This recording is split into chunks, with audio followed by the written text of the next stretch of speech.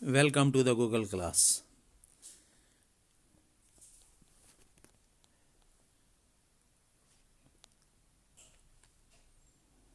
First year class, जैसा कि आपको पता है कि हम क्रिस्टलाइन सॉलिड के बारे में पढ़ रहे हैं।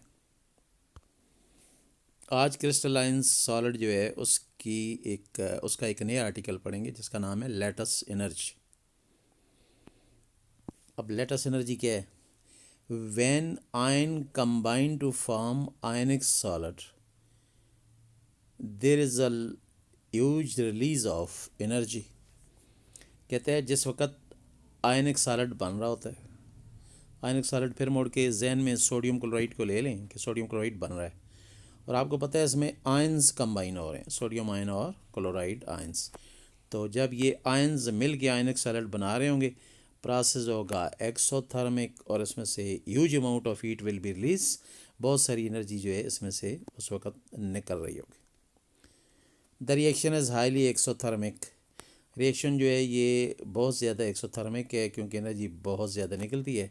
The energy given out, energy निकलती है when ions of opposite charges come together to form crystal lattice is called as lattice energy. तो ये तो स्टूडेंट्स जो है वो एक पैराग्राफ है, इसका मीनिंग जो है वो ज़रा आप देख लें। जो मीनिंग बनेगी टोटल पैराग्राफ की वो ये है कि आयनिक कंपाउंड या आयनिक सॉलिड जब बन रहा होता है, इसमें आयंस मिल के इसको बना रहे होते हैं। इस वक्त बहुत ज़्यादा एनर्जी जो है वो खारिज हो रही होती है, निकल रही होती है, और प्रोसेस एक्सोथर्मिक होता है। और ये जो एनर्जी निकल रही होती है उस वक्त जिस वक्त अपोजिट आयन आपस में इकट्ठे हो रहे होते हैं, जैसे पॉजिटिव और नेगेटिव, और एक सॉलिड स्ट्रक्चर बना रहे होते हैं जिसका नाम क्रिस्टल लैटस है। और ये जो एनर्जी निकलती है एक्सोथर्मिक प्रोसेस की वजह से, इस एनर्जी को कहते हैं लैटस एनर्जी। और इसको डेल्टा एच एल ई से ज़ाहिर करते हैं, del H L E. Student इसे डेल एच लैट भी कहते हैं, del H lat, L A T, यानी चेंज इन हीट और lattice energy. Del H lat भी कहते हैं, और डेल एच लैट अगर ना कहें तो फिर डेल एच साथ एल ही लिख देते हैं, लेटस एनर्जी। तो ये तो था लेटस एनर्जी कि जब आयन मिलते हैं और क्रिस्टलाइन सॉलिड बनता है और उस वक्त प्रोसेस एक्सोथर्मिक होता है तो बहुत ज़्यादा एनर्जी रिलीज़ होती है। उस एनर्जी का नाम है लेटस एनर्जी। अब हम इसकी जो पेट डेफिनेशन है उसकी तरफ आएंगे कि लेटस एनर्जी क्या है। Lattice energy can be defined as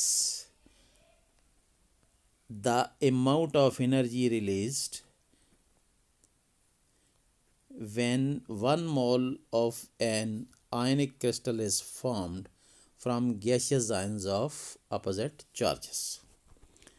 तो तारीफ़ क्या बनेगी जी, इसकी डेफिनेशन ये आएगी कि वो एनर्जी जो कि खारिज होती है कब, जब 1 मोल आयनिक क्रिस्टल बनता है। किससे बनता है जी? गैशियस आयन से बनता है। और ये गैशियस आयन्स कैसे होते हैं? अपोजिटली चार्ज, यानी पॉजिटिव और नेगेटिव होते हैं। तो सिंपल उर्दू में कहें तो हम कहेंगे जी ये एनर्जी की वो मकदार है जो कि 1 मोल आयनिक क्रिस्टल जब अपने गैशियस आयन जो कि अपोजिट चार्जेस वाले होते हैं, प्लस माइनस, उनके मिलने से बनता है। तो इस एनर्जी को जो रिलीज़ होती है इसको हम लेटस एनर्जी बोलते हैं। अब आगे चलते हैं कि लेटस एनर्जी तो समझ आ गई। अब लेटस एनर्जी को हम एक्सप्रेस किस में करते हैं? तो लेटस एनर्जी जो है इसको हम किलो जूल पर मोल में एक्सप्रेस करते हैं। तो ये आ गया जी कि lattice energy is expressed in the unit of kilo joule per mole. तो ये तो था जी लेटस एनर्जी क्या है। फिर लेटस एनर्जी की जो डेफिनेशन बनती है, लेटस एनर्जी की डेफिनेशन जो है वो क्या है, और उसके बाद फिर यूनिट आ गया कि लेटस एनर्जी जो है इसको हम एक्सप्रेस करते हैं तो यूनिट कौन सी यूज़ करते हैं। अब आगे चलें। Equation describing the lattice energy of sodium chloride and magnesium chloride are shown here. तो नीचे कुछ इक्वेशन स्टूडेंट्स आपको नज़र आ रही हैं, इसमें सोडियम क्लोराइड बन रहा है और magnesium chloride, sodium chloride magnesium chloride बन रहे हैं। तो आपको रिएक्शन जो है वो भी नज़र आ रहे हैं इनके बनने से। पहले इनको देखें सोडियम क्लोराइड कैसे बनता है। तो स्टूडेंट इसमें Na positive ion, Cl negative ion, जो कि अपोजिटली चार्ज गैसियस आयन्स हैं, ये आपस में मिलते हैं और NaCl सॉलिड जो है वो बन रहा होता है। आयन के मिलने से क्रिस्टल लैटिस बन रही है और इससे जो एनर्जी निकल रही है प्रोसेस एक्सोथर्मिक है। इस एनर्जी को हम डेल्टा एच एल ई के ज़रिए ज़ाहिर करते हैं और माइनस साइन है आगे, माइनस साइन बताता है कि एनर्जी रिलीज़ हो रही है। और कितने किलो जूल पर मोल, 787 किलो जूल पर मोल एनर्जी रिलीज़ हो रही है, निकल रही है। माइनस का मतलब ये है। तो ये फिर latest energy of sodium chloride जो है वो गिनी जाएगी। तो वापस रिपीट करता हूँ जी कि सोडियम आयन और क्लोराइड आयंस, सोडियम आयन और क्लोराइड आयन आपस में मिलते हैं, क्रिस्टल लेटेस्ट सोडियम क्लोराइड का बनता है और जो एनर्जी रिलीज़ होती है वो -787 है, यानी 787 किलो जूल पर मोल। माइनस का मतलब है कि ये खारिज होती है, निकलती। तो ये तो पहली मिसाल थी सोडियम क्लोराइड के बारे में। स्टूडेंट अब हम दूसरी मिसाल, दूसरी एग्जांपल को देखें। इसमें मैग्नीशियम आयन Mg+2 और 2 क्लोराइड आयन आपस में मिलते हैं और MgCl2 बनते हैं। ये भी क्रिस्टल लैटिस है जी, इसको हम मैग्नीशियम क्लोराइड की क्रिस्टल लैटिस कहते हैं। ये भी क्रिस्टलाइन सॉलिड है, आयनिक सॉलिड है और इसमें भी प्रोसेस एक्सोथर्मिक है और lattice energy delta H L ई जो है वो आपको नज़र आ रही है, -2526 किलो जूल पर मोल है, यानी 2526 किलो जूल पर मोल ये एनर्जी रिलीज़ होगी जब 1 मोल बनेगा मैग्नीशियम क्लोराइड का। तो स्टूडेंट्स आपने देख लिया कि सोडियम क्लोराइड का बनना और उसकी लेटेस्ट एनर्जी, फिर मैग्नीशियम क्लोराइड का बनना, उसकी लेटेस्ट एनर्जी, दोनों जो हैं वो आपने देख लिए। अब हम आगे दोनों की एनर्जी कंपेयर भी करेंगे और ओवरऑल एक जनरल बात भी करेंगे। और वो जनरल बात ये होगी कि जब आप किसी रिएक्शन में देखते हैं, जैसे अभी आपने रिएक्शन में देखा, एनर्जी की वैल्यू अगर ज़्यादा आ रही है तो इसका मतलब ये होगा कि अंदर लेटेस्ट एनर्जी ज़्यादा है, तो ये फिर सॉलिड जो है ये बहुत स्ट्रॉन्ग है और इस सॉलिड के अंदर जो इलेक्ट्रोस्टैटिक फोर्सेस हैं वो बहुत ज़्यादा हैं और अंदर जो आयनिक बॉन्ड बन रहा है वो स्ट्रॉन्गर बॉन्ड बन रहा है, वगैरह वगैरह। मिसाल के तौर पे large exothermic value of latest energy shows that ionic latus is very stable with respect to its gaseous ions. Higher the lattice energy, the stronger the ionic bonding in the lattice. तो कहते हैं जी, ऊपर आपने देखा कि sodium chloride में और magnesium chloride में लेटेस्ट एनर्जी की वैल्यू ज़्यादा आ रही है, यानी प्रोसेस जो है वो एक्सोथर्मिक है, ज़्यादा एक्सोथर्मिक है। तो ज़्यादा एक्सोथर्मिक का मतलब ये है कि ज़्यादा एनर्जी रिलीज़ हो रही है। तो इसका मतलब ये होगा कि जो आयनिक कंपाउंड हैं लाइक सोडियम क्लोराइड और मैग्नीशियम क्लोराइड, जिनकी लेटेस्ट एनर्जी ज़्यादा है, वो बहुत स्टेबल हैं अपने आयंस के मुकाबले में। और लेटेस्ट एनर्जी ज़्यादा होने का मतलब जो है वो क्या होता है जी? लेटेस्ट एनर्जी ज़्यादा होने का मतलब होता है कि अंदर आयनिक बॉन्ड क्या है, स्ट्रॉन्ग है लेटेस के अंदर, यानी जो सॉलिड होगा सोडियम क्लोराइड का, मैग्नीशियम क्लोराइड का, रिजिड होगा, सख्त होगा, तो उसकी ठोस जो शक्ल है वो इस वजह से होगी। अब हम आगे जाएंगे। It is impossible to determine the lattice energy. Students अब हमें समझ तो आ गया है कि लेटेस्ट एनर्जी कैसे कहते हैं। तो जब सोडियम क्लोराइड का या मैग्नीशियम क्लोराइड का 1 मोल बनता है तो जितनी एनर्जी रिलीज़ होती है उसको हम लेटेस्ट एनर्जी कहते हैं। और इसको ज़रा यहाँ पे बुक पे इस तरह तो नहीं है, लेकिन मैं इसको आपको इस तरह भी समझाऊंगा कि अगर 1 मोल सोडियम क्लोराइड जो है वो बनता है तो जितनी एनर्जी निकलती है वो लेटेस्ट एनर्जी है। अब इसको उल्टा सोचें कि 1 मोल सोडियम क्लोराइड बन नहीं रहा, 1 मोल सोडियम क्लोराइड तोड़ने हैं हमने और फिर वापस आयन्स बनाने हैं, सोडियम आयन और क्लोराइड आयन, यानी रिएक्शन को रिवर्स करना है। तो जितनी एनर्जी इसके बनते वक्त निकली थी इतनी इसके तोड़ते वक्त लगेगी। तो इसका मतलब ये है कि ज़ाहिर है इसको भी हम लेटेस्ट एनर्जी बोलेंगे और इसकी कीमत वैल्यू वही होगी। मसलन सोडियम क्लोराइड में जब 1 मोल सोडियम क्लोराइड क्रिस्टल बनता है तो 787 किलो जूल पर मोल एनर्जी खारिज होती है। अब रिवर्स में जाएंगे तो 1 मोल सोडियम क्लोराइड को हमने तोड़ना है, आयन बनाने हैं, तो यहाँ पे भी जो एनर्जी लगेगी वो 787 किलो जूल पर मोल ही होगी। लेकिन जब वो बन रहा होता है तो उस वक्त साथ माइनस साइन होता है, प्रोसेस एक्सोथर्मिक है। और जब वो टूट रहा होता है तो फिर प्रोसेस एंडोथर्मिक है, और 787 के साथ हम प्लस लिखेंगे, +787। तो ये होगा फ़र्क। और फिर डेफिनेशन में भी फ़र्क आ जाएगा। जब 1 मोल सोडियम क्लोराइड बन रहा होगा तो हम कहेंगे जी लेटेस्ट एनर्जी फॉर्मेशन, और जब वो टूट रहा होगा तो हम कहेंगे लेटेस्ट एनर्जी फॉर डिसोसिएशन, यानी उसके टूटने के अमल को। तो यहाँ पे तो ये था जी कि हमारे पास जो लेटेस्ट एनर्जी है तो वो बनते हुए भी हो गई बात, और उसके टूटते हुए भी होगी। दोनों केस में वैल्यूज़ बराबर, साइन अपोजिट हो जाएगी। एक एक्सोथर्मिक होगा प्रोसेस, एक एंडोथर्मिक, एक फॉर्मेशन शो करेगा और एक डिसोसिएशन या डिकम्पोजिशन शो करेगा। अब आगे बात करते हैं। It is impossible to determine the lattice energy of compound by a single direct experiment. कहते हैं ये लेटेस्ट एनर्जी जो होती है ये किसी एक सिंगल एक्सपेरिमेंट से मालूम हम नहीं कर सकते।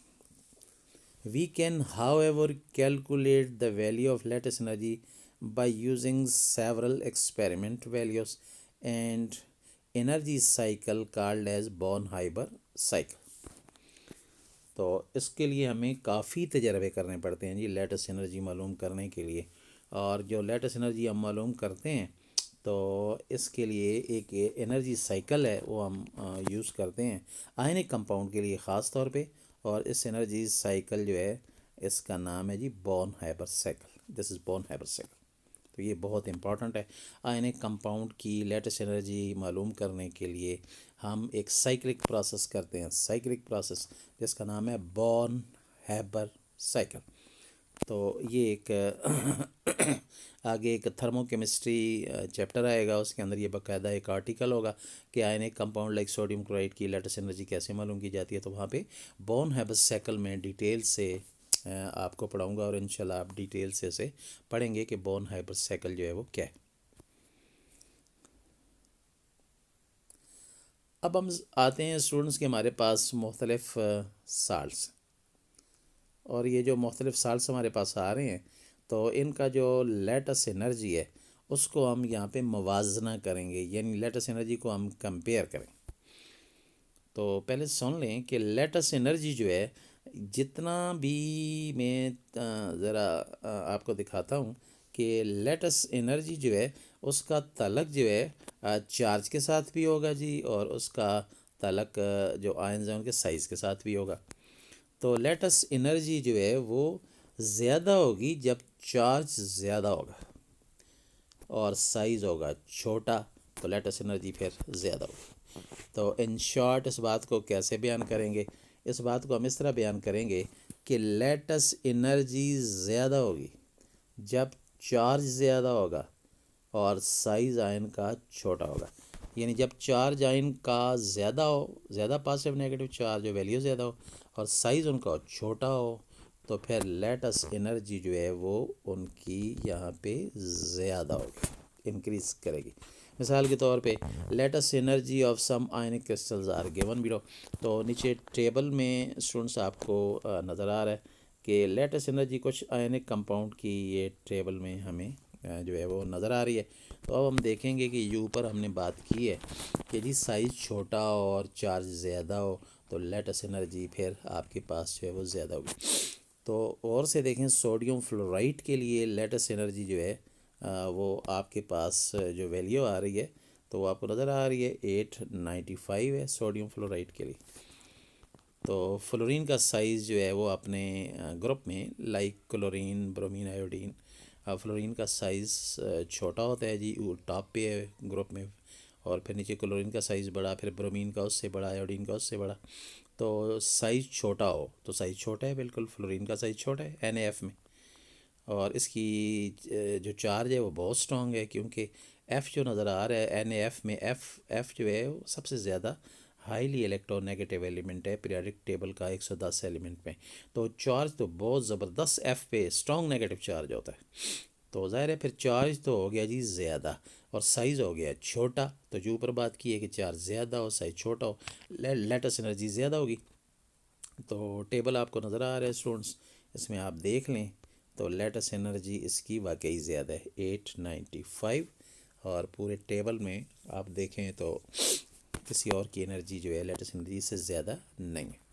अब आगे नंबर 2 में जाएंगे। नंबर 2 में हमारे पास आएगा जी लिथियम क्लोराइड। अब लिथियम क्लोराइड जो नज़र आ रहा है तो ज़ाहिर है फिर साइज़ बड़ा है, फ्लोरीन से क्लोरीन में आ गए, डाउन द ग्रुप आ रहे हैं, साइज़ बड़ा हो गया।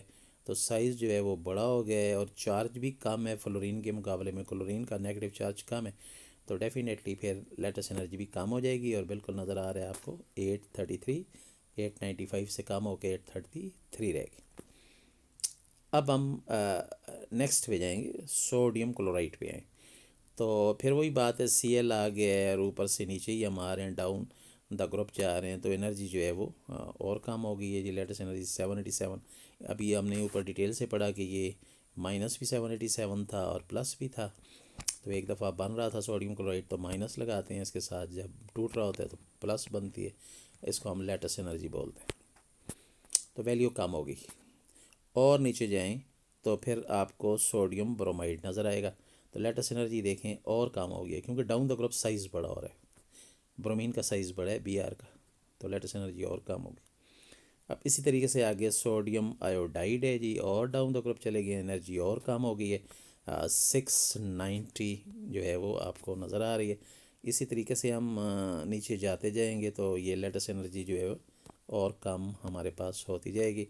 मिसाल के तौर पे पोटाशियम ब्रोमाइड में चले जाएं Kbr, तो Kbr में आप देखें तो वहाँ पे भी 665 है, यानी लेटेस्ट एनर्जी और कम हो गई है। और पोटाशियम आयोडाइड में आते हैं तो लेटेस्ट एनर्जी 630 आ रही है। तो अगर आप टेबल में जाके देखें तो टेबल में आप ऊपर से नीचे दोबारा रिव्यू कर लेते हैं तो स्टूडेंट आपको नज़र आ रहा है टेबल में कि एनर्जी ऊपर से नीचे आए हैं तो डाउन द ग्रुप जो है वो क्या होती जाती है, कम होती जाती है। डाउन द ग्रुप एनर्जी जो है लेटेस्ट एनर्जी कम हो रही है क्योंकि साइज़ बड़ा हो रहा है। तो साइज़ बड़ा होगा तो लेटेस्ट एनर्जी कम होगी, साइज़ बड़ा हो रहा है, चार्ज भी वीक हो रहा है, तो फिर लेटेस्ट एनर्जी जो है वो कम होगी। तो ये तो था स्टूडेंट लेटेस्ट एनर्जी के बारे में बड़ा डिटेल के साथ कि लेटेस्ट एनर्जी जो है वो क्या है, और लेटेस्ट एनर्जी के बनते हुए उसकी डेफिनेशन आई, फिर लेटेस्ट एनर्जी के टूटते हुए उसकी डेफिनेशन जो है वो हमने पढ़ी। अब हम नेक्स्ट जो है वो आर्टिकल है उस पे जाते हैं, और ये है जी low density and high heat of fusion. Low density and high heat of fusion of ice. तो इसमें हम ये पढ़ेंगे कि जो आइस होता है, बर्फ़ जो होती है उसकी डेंसिटी कम होती है, यानी वॉल्यूम ज़्यादा होता है और डेंसिटी कम होती है, यानी कम भारी होती है। वजन ज़्यादा होता है, वॉल्यूम भारी कम होती है, डेंसिटी कम है, लेकिन इसका हीट ऑफ फ्यूजन जो है वो हाई है। अब बर्फ़ का हीट ऑफ फ्यूजन से मतलब क्या होगा जी, बर्फ़ जो एनर्जी लेती है पिघलने के लिए, फ्यूजन कहते हैं पिघलना, तो बर्फ़ पिघलने के लिए जितनी एनर्जी लेती है उसको हीट ऑफ फ्यूजन बोलते हैं। तो ये पिघलने के लिए जो एनर्जी लेगी वो ज़्यादा होगी, तो ज़्यादा जो है उसको हम कहते हैं कि हम इसकी हीट ऑफ फ्यूजन आइस की ज़्यादा है, यानी पिघलने के लिए ज़्यादा एनर्जी लेती है और इसकी डेंसिटी जो है वो कम होती है बर्फ़ की, यानी ये हल्की होती है। तो स्टूडेंट आपको पता है बर्फ़ तो हल्की होती है इसलिए पानी के ऊपर तैर रही होती है। तो अब हम ज़रा इसकी तरफ आएंगे। Liquid water is readily convertible under condition to solid and gaseous form. कहते हैं जो लिक्विड वाटर है मुख्तलिफ़ कंडीशन आप चेंज कंडीशन करें, कंडीशन को मुख्तलिफ कर दें, चेंज कर दें, तो लिक्विड वाटर जो है वो सॉलिड में भी कन्वर्ट हो जाता है और गैस में भी कन्वर्ट हो जाता है, ये तो हमें पता ही है। Water has several unusual properties. पानी की कई ऐसी खसूसियात हैं जी, या पानी की प्रॉपर्टीज़ हैं जो कि अनयूजुअल हैं। अनयूजुअल का मतलब ये है कि वो रूटीन के मुताबिक नहीं है, या रूटीन से हट के, that make it distinguish from other substances, जो कि इसे बाकी सब्सटेंसेस से क्या करता है, जुदा कर देता है। बाकी चीज़ों से ये प्रॉपर्टीज़ इसको पानी को जुदा कर देते हैं। अब कौन सी ऐसी प्रॉपर्टी हैं जी, for example it's solid phase ice is less dense than liquid water. मिसाल के तौर पे अगर आप सॉलिड फेस की बात करें तो जो H2O है वो उसकी डेंसिटी कम है, लेस डेंस है दैन लिक्विड वाटर। तो ये तो हेडिंग में भी हमने पढ़ा है कि जी आइस की डेंसिटी कम होती है। तो मकसद ये हो गया कि लिक्विड वाटर की डेंसिटी ज़्यादा है आइस की डेंसिटी जो है वो कम है। अब इस पे ज़्यादा बात करेंगे जी कि लिक्विड वाटर जो है उसकी डेंसिटी ज़्यादा है और आइस की डेंसिटी क्या है, कम है।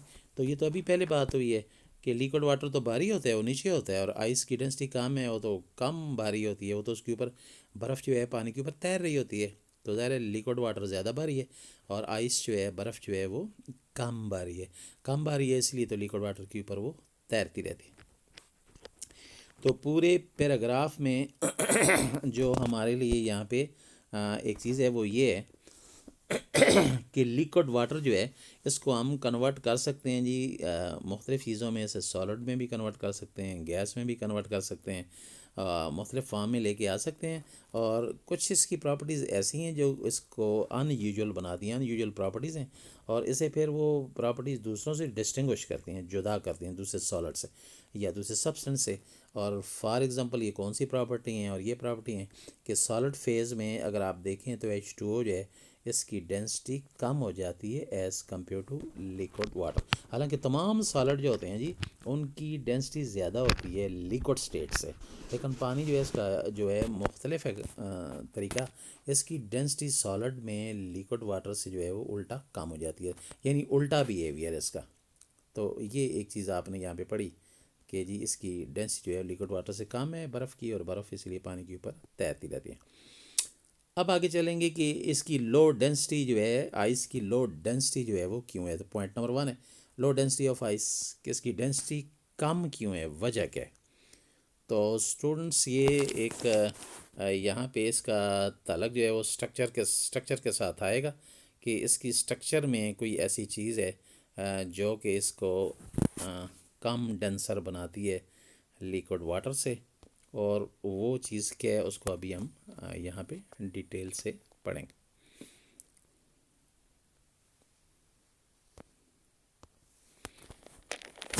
लो डेंसिटी ऑफ आइस, अब पानी की डेंसिटी क्यों कम है। The most striking property of water is that it's solid form is less dense then it's liquid. कहते हैं जी पानी की एक स्ट्राइकिंग प्रॉपर्टी है, यानी ख़ास खूबी है, वो ये है कि इसकी डेंसिटी सॉलिड हालत में लिक्विड वाटर से कम होती है। ये तो अभी हमने पढ़ा। दैट इज़ वाई, यही वजह है कि इसकी डेंसिटी कम है तो ice float on the surface of liquid water, बर्फ़ पानी के ऊपर तैरती है। तो ये भी अभी हमने पढ़ा। The density of almost all other substances is greater in solid than in liquid state. अब बाकी जितने भी सब्सटेंस हैं उनकी डेंसिटी सॉलिड स्टेट में ज़्यादा होती है, लिक्विड में क्या होती है, कम होती है। तो स्टूडेंट्स अगर आप ने गौर से सुना है तो आपको पता है कि ये सारी बातें अभी मैं पहले कर चुका हूँ, रिपीट कर चुका हूँ। इसमें यही बात है कि सॉलिड की एक ख़ास प्रॉपर्टी है जी, और वो ये है कि इसकी डेंसिटी सॉलिड हालत में कम होती है लिक्विड हालत की बजाय। यानी पानी बर्फ़ बनेगा तो उसकी डेंसिटी कम होगी, अब पानी बर्फ़ में तब्दील होगा तो डेंसिटी कम होगी, इसीलिए तो हल्की होती है और पानी के ऊपर तैरती रहती है। और ये जो बाकी सॉलिड हैं जी उनकी डेंसिटी अमूमन सॉलिड हालत में, बाकी सब्सटेंस की सॉलिड हालत में डेंसिटी ज़्यादा होती है और लिक्विड में क्या होती है, कम होती है। लेकिन पानी जो है इसका बिहेवियर उल्टा है, ये डेफिनेटली बिहेव करता है और ये बाकी जो सब्सटेंस हैं उनके उलट अपना बिहेवियर शो करता है। इसे कहते हैं unusual behaviour of water. Next, unusual property of water are largely linked to its ability to form hydrogen bond। कहते हैं ये इसका अनयूजुअल बिहेवियर जो है हाइड्रोजन बॉन्डिंग की वजह से। For example, ice is less dense then liquid water because of hydrogen bonding. फिर मुड़ के वही बात कि जिसके अंदर हाइड्रोजन बॉन्डिंग है इसलिए ये लेस डेंसर है लिक्विड वाटर से, यानी इसकी डेंसिटी जो है वो लिक्विड वाटर से जो है वो कम है। तो ये तो फिर वही चीज़ रिपीट हो के आ गई। When temperature is, for example, ice has less denser than liquid water because hydrogen bonding. When the temperature is decrease, जब टेम्परेचर कम होगा, the molecule comes close to each other. जब पानी ठंडा होगा तो मालिक्यूल करीब आएंगे। Each oxygen atom in ice is surrounded tetrahedrally by 4 hydrogen atoms. तो हर ऑक्सीजन एटम जो है पानी का वो चारों तरफ से टेट्राहेड्रली, चारों तरफ से हाइड्रोजन एटम के साथ अटैच होगा। इसमें से 2 by covalent bond, 2 covalent bond के ज़रिए, 2 by hydrogen bond, 2 hydrogen bond के ज़रिए। तो इसका मतलब ये है कि हर ऑक्सीजन एटम जो है वो हाइड्रोजन एटम के साथ जो है वो क्लोज होगा चार चार तरफ से, जिसमें दो तरफ से तो कोवलेंट बॉन्ड बन रहे होंगे और दो तरफ से हाइड्रोजन बॉन्ड जो है वो बन रहे होंगे। इससे रिजल्ट क्या होगा? The tetrahedral angle give rise to three dimensional structure. इससे एक थ्री डायमेंशनल स्ट्रक्चर बनती है दैट कंटेन्स ओपन स्पेस, जिसके अंदर खाली जगह होती है। ये मैं बना के आपको दिखाऊंगा कि किस तरह ये टेट्राहेड्रल बनती है और खाली जगह इसके दरमियान कैसे होती है।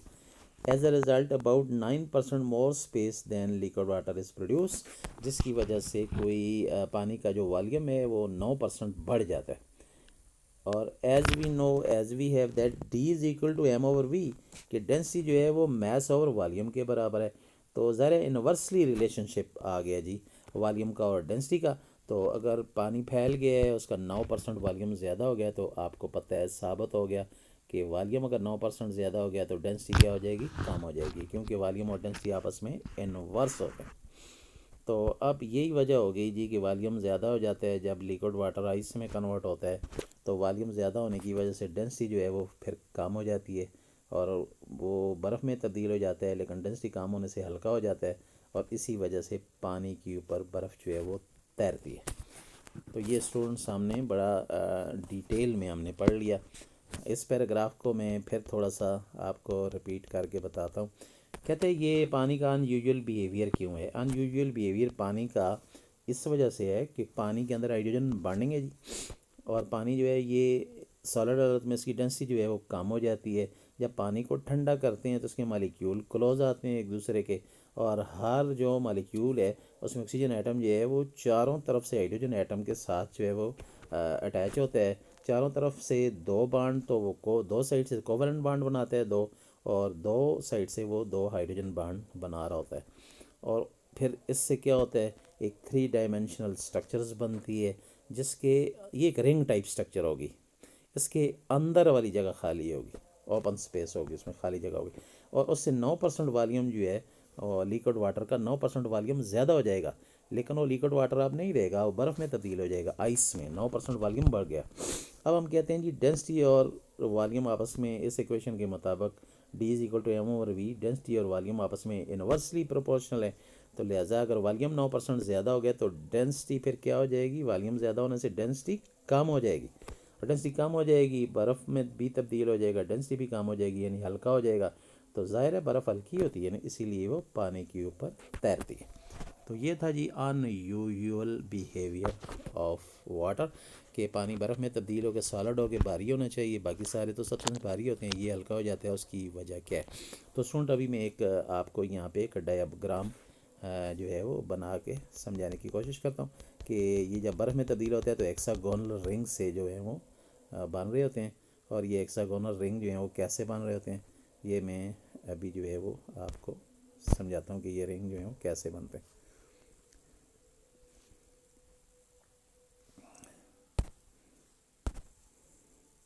स्टूडेंट ये रिंग कुछ इस तरह से बनेंगे, यानी पानी के मालिक्यूल जो हैं वो हेक्सागोनल रिंग बनाएंगे इस तरीके से। यहाँ पे इस जगह पे भी यहाँ पे ऑक्सीजन होगा, इधर भी ऑक्सीजन होगा, इधर भी ऑक्सीजन होगा, यहाँ पे भी, यहाँ पे 7 हाइड्रोजन जो हैं वो बाहर लगे होंगे, और ये दरमियान में मैं क्रॉस कर रहा हूँ, कांटा लगा रहा हूँ। ये रिंग बनाएंगे मालिक्यूल, ये पानी के मालिक्यूल रिंग बनाएंगे तो अंदर जगह खाली रह जाएगी। तो इस तरीके से ये रिंग बनाएंगे। जब काफ़ी सारे रिंग बनाएंगे तो वॉल्यूम क्या हो जाएगा? ज़्यादा हो जाएगा, क्योंकि अंदर की स्पेस खाली रह जाएगी, तो वॉल्यूम बढ़ जाएगा। जब वॉल्यूम बढ़ जाएगा तो डेंसिटी कम हो जाएगी, और लिक्विड वाटर बर्फ़ में भी तब्दील हो जाएगा सॉलिड में, लेकिन डेंसिटी कम हो चुकी होगी, वॉल्यूम बढ़ गए, तो फिर ये हल्की हो जाएगी बर्फ़ और पानी के ऊपर, इसलिए तैरेगी। तो ये बड़ी डिटेल से हमने पढ़ा जी। इसके बारे में पहले भी आप जो है वो इसके बारे में मेरे साथ पढ़ चुके हैं। आज के लिए इतना काफ़ी है। अल्लाह हाफ़िज़।